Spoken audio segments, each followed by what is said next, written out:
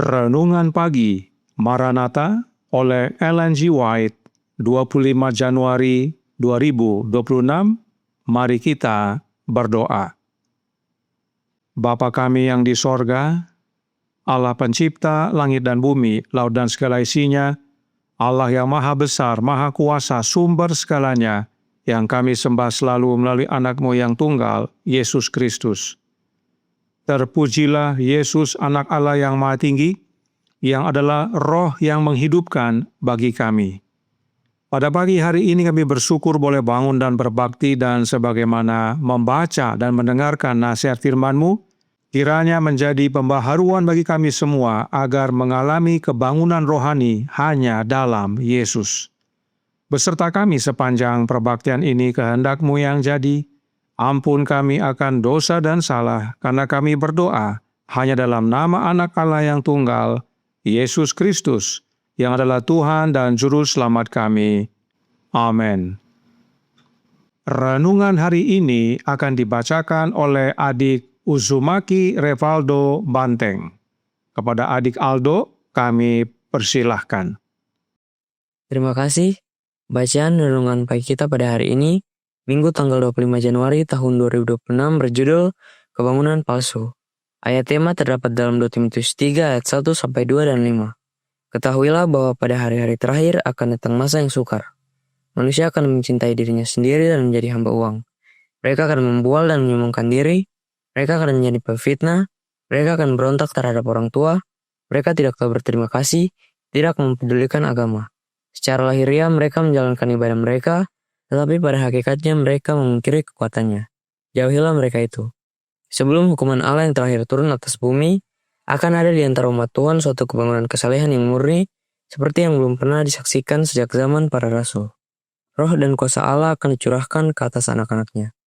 Pada waktu itu banyak orang akan memisahkan diri dari gereja-gereja, di mana kasih akan dunia telah menggantikan kasih kepada Allah dan firman-Nya. Banyak baik para pendeta maupun jemaat akan dengan sukacita menerima kebenaran besar yang Allah nyatakan pada masa ini untuk mempersiapkan umat bagi kedatangan Kristus yang kedua kali. Musuh jiwa berusaha menghalangi pekerjaan ini, dan sebelum waktunya tiba bagi pergerakan seperti itu, ia akan berusaha mencegahnya dengan memperkenalkan kebangunan palsu. Di gereja-gereja yang dapat ia kuasai dengan tipu dayanya, ia akan membuat seolah-olah berkat khusus Allah dicurahkan. Akan tampak minat rohani yang besar. Banyak orang akan bersorak bahwa Allah bekerja dengan ajaib bagi mereka, padahal pekerjaan itu berasal dari roh lain. Dengan kedok keagamaan, iblis akan berusaha memperluas pengaruhnya atas dunia Kristen. Dalam banyak kebangunan yang terjadi selama setengah abad terakhir, pengaruh yang sama telah bekerja dalam kadar yang lebih kecil atau lebih besar dan akan tampak lebih luas di masa depan. Ada kegembiraan emosional, pencampuran antara yang benar dan yang palsu, yang sangat cocok untuk menyesatkan. Namun tidak seorang pun harus tertipu. Dalam terang firman Allah, tidaklah sulit untuk menentukan sifat dari gerakan-gerakan ini.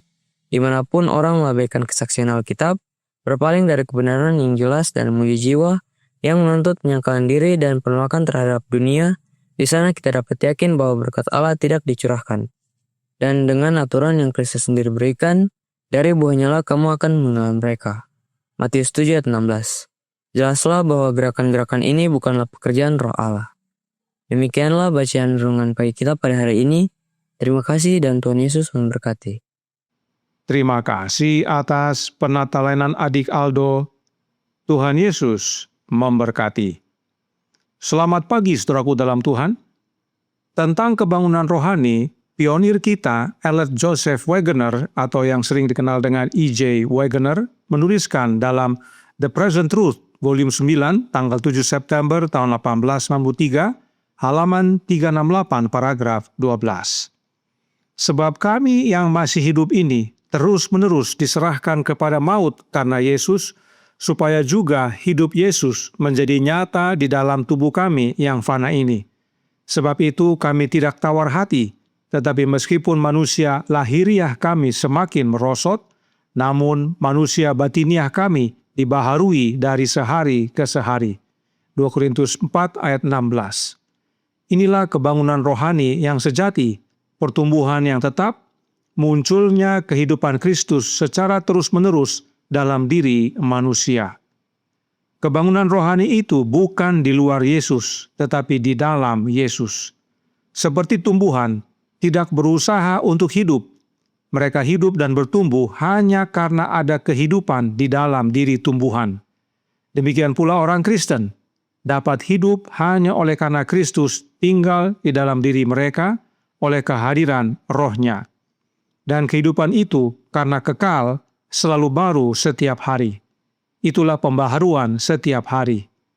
Bagaimana dengan roh nubuat? Di Review Herald tanggal 25 Februari tahun 1902 paragraf 8 berkata, kebangunan rohani menandakan pembaharuan kehidupan rohani, menghidupkan kembali kuasa pikiran dan hati, kebangkitan dari kematian rohani. Nah, siapakah yang dapat membangkitkan kita dari kematian rohani agar kebangunan rohani menjadi bagian kita? Suratnya nomor 123 tahun 1902 paragraf 10 berkata, ia menuntun mereka untuk percaya kepada Kristus dan untuk bergantung padanya. Ia akan membangkitkan mereka dari kematian rohani menuju kehidupan rohani dan keabadian, dan akan memeteraikan mereka sebagai miliknya selamanya karena penurutan mereka kepada perintah-perintahnya. Yesuslah yang dapat bangkitkan kita dari kematian rohani. Karenanya kebangunan rohani adalah pekerjaan Yesus dalam hidup kita. Bagaimana Yesus bangkitkan kita dari kematian rohani? Manuskrip 89 tahun 1903 paragraf 30 berkata, sebagaimana Allah membangkitkan Kristus dari kematian agar ia dapat membawa terang hidup dan keabadian melalui Injil, dan dengan demikian menyelamatkan umatnya dari dosa-dosa mereka, demikian pula Kristus telah membangkitkan manusia yang jatuh dari kematian rohani, menghidupkan mereka dengan hidupnya, yaitu hidupnya Yesus, memenuhi hati mereka dengan harapan dan sukacita. Yesus membangkitkan kita dari kematian rohani adalah dengan memberikan hidupnya. Perhatikan Nyonya White menggunakan secara khusus kata Inggris kuno, quickening. Kata tersebut diambil dari 1 Korintus 15:45 yang berarti menghidupkan. Mari kita baca, dikatakan, seperti ada tertulis, manusia pertama, Adam, menjadi makhluk yang hidup, tetapi Adam yang akhir menjadi roh yang menghidupkan. Dalam bahasa Inggris disebutkan, the last Adam was made a quickening spirit. Quickening artinya menghidupkan. Dan Yesus, yaitu Adam yang akhir, telah menjadi roh yang menghidupkan. Itulah hidupnya Yesus. Itu sebabnya Roh Nubuat berkata dalam The Desire of Ages halaman 805 paragraf 3. Pemberian Roh Kudus adalah pemberian hidup Kristus. Para pionir gereja Advent memahami bahwa kebangunan rohani yang sejati hanyalah di dalam Yesus, yaitu dengan menerima rohnya Yesus yang kudus, hidupnya Yesus itu. Di luar Yesus tidak ada kebangunan rohani. Dan karena ada kebangunan rohani sejati, maka setan buat yang palsu. Renungan pagi hari ini berkata dalam Maranatha halaman 33 paragraf 2. Musuh jiwa berusaha menghalangi pekerjaan ini, yaitu pekerjaan kebangunan rohani sejati. Dan sebelum waktunya tiba bagi pergerakan seperti itu, ia akan berusaha mencegahnya dengan memperkenalkan kebangunan palsu. Di gereja-gereja yang dapat ia kuasai dengan tipu dayanya, ia akan membuat seolah-olah berkat khusus Allah dicurahkan, akan tampak minat rohani yang besar. Banyak orang akan bersorak bahwa Allah bekerja dengan ajaib bagi mereka. Padahal pekerjaan itu berasal dari roh lain. Dengan kedok keagamaan, iblis akan berusaha memperluas pengaruhnya atas dunia Kristen. Kebangunan rohani yang palsu berasal dari roh lain. Apakah roh lain itu rohnya Yesus? Sudah tentu bukan.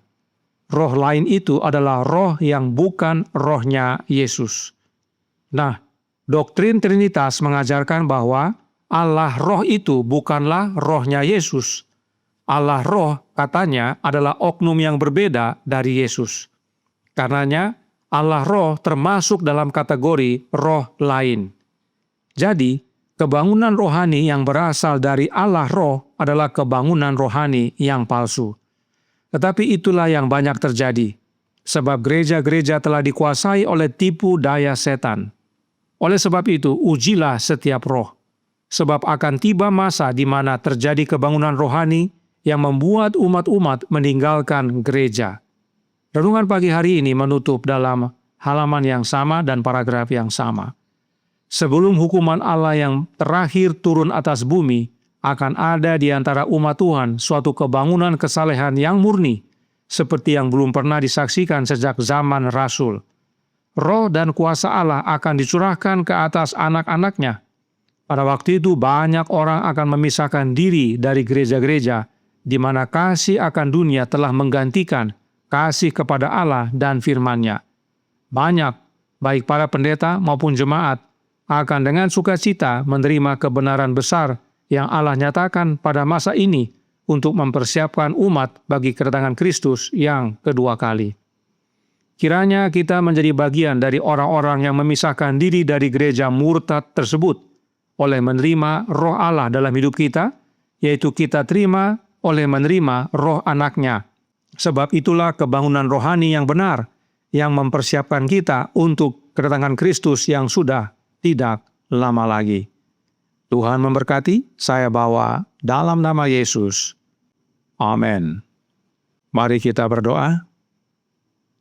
Bapa kami yang di sorga, Allah pencipta langit dan bumi, laut dan segala isinya, Allah yang maha besar, maha kuasa, sumber segalanya, yang kami sembah selalu melalui anak-Mu yang tunggal, Yesus Kristus.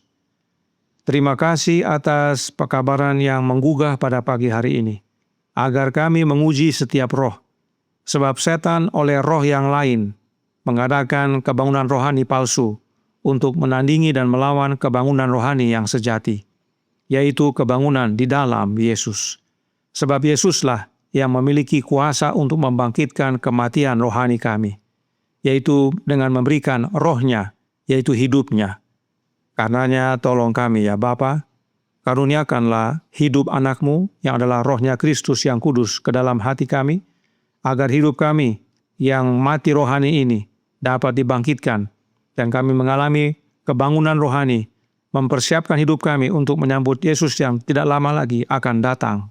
Dan kiranya melalui pengalaman kebangunan rohani yang sejati ini, kami dapat menjadi saksi bahwa Yesuslah satu-satunya jalan dan kebenaran dan hidup, sehingga banyak orang yang datang kembali kepadanya.